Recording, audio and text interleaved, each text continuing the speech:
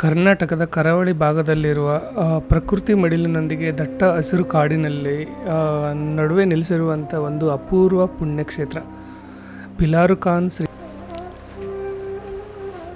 ಉಡುಪಿ ಜಿಲ್ಲೆಯ ಕಾಪು ತಾಲೂಕಿನ ಪಿಲಾರುಖಾನ ಪ್ರದೇಶದಲ್ಲಿರುವ ಈ ಪವಿತ್ರ ಕ್ಷೇತ್ರವು ತನ್ನ ಐತಿಹಾಸಿಕ ಹಿನ್ನೆಲೆ, ದೈವಿಕ ಶಕ್ತಿ ಹಾಗೂ ಪ್ರಶಾಂತ ವಾತಾವರಣದಿಂದ ಭಕ್ತರನ್ನು ತನ್ನತ್ತ ಸೆಳೆಯುತ್ತದೆ.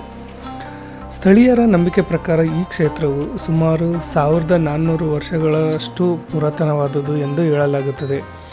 ಹಿಂದೆ ಈ ಪ್ರದೇಶವು ದಟ್ಟವಾದ ಕಾಡಿನಿಂದ ಆವೃತವಾಗಿತ್ತು. ಇದೇ ಕಾಡಿನಲ್ಲಿ ಋಷಿ ಭಾರ್ಗವ ಮುನಿಗಳು ಹಲವಾರು ವರ್ಷಗಳ ಕಾಲ ತಪಸ್ಸು ಮತ್ತು ಧ್ಯಾನ ಮಾಡಿದರು ಎಂಬ ಪ್ರತೀತಿ ಇದೆ. ಭಾರ್ಗವ ಋಷಿಗಳು ತಪಸ್ಸಿನಿಂದ ಈ ಸ್ಥಳವು ಪವಿತ್ರ ಕ್ಷೇತ್ರವಾಗಿ ರೂಪುಗೊಂಡಿತು ಎನ್ನಲಾಗುತ್ತದೆ. ಅವರು ಆರಾಧನೆಯೊಂದಿಗೆ ಇಲ್ಲಿ ಮಹಾಲಿಂಗೇಶ್ವರ ಸ್ವಾಮಿ ಹಾಗೂ ಮಹಾಗಣಪತಿ ದೇವರ ಸಾನ್ನಿಧ್ಯ ಬೆಳೆಯಿತು ಎಂಬುದು ಸ್ಥಳೀಯರ ನಂಬಿಕೆ.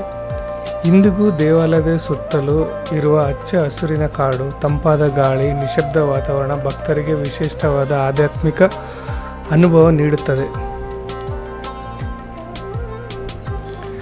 ನಗರದ ಗದ್ದಲಿಂದ ಅಥವಾ ಸೌಂಡಿಂದ ದೂರವಾಗಿ ಪ್ರಕೃತಿ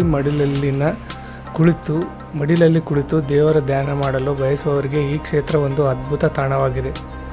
ಇಲ್ಲಿ ಶ್ರೀ ಮಹಾಲಿಂಗೇಶ್ವರ ಸ್ವಾಮಿ ಅಂದರೆ ಶಿವನ ರೂಪದಲ್ಲಿ ಭಕ್ತರಿಂದ ಪೂಜಿಸಲ್ಪಡುತ್ತದೆ. ಜೊತೆಗೆ ಶ್ರೀ ಮಹಾಗಣಪತಿ ದೇವರ ಆರಾಧನೆಯೂ ವಿಶೇಷವಾಗಿದೆ. ಶಿವ ಮತ್ತು ಗಣಪತಿ ದಿವ್ಯ ಸಾನ್ನಿಧ್ಯ ಒಂದೇ ಕ್ಷೇತ್ರದಲ್ಲಿ ಇರುವುದರಿಂದ ಈ ದೇವಸ್ಥಾನಕ್ಕೆ ವಿಶೇಷ ಧಾರ್ಮಿಕ ಮಹತ್ವವಿದೆ. ಈ ಕ್ಷೇತ್ರಕ್ಕೆ ಬರುವ ಭಕ್ತರು ದೇವರ ದರ್ಶನದ ಜೊತೆಗೆ ಇಲ್ಲಿನ ನೈಸರ್ಗಿಕ ಸೌಂದರ್ಯವನ್ನು ಕೂಡ ಅನುಭವಿಸುತ್ತಾರೆ.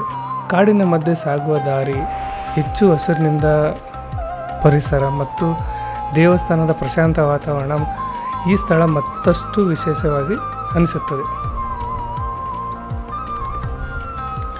ಪಿಲಾರುಖಾನ ಶ್ರೀ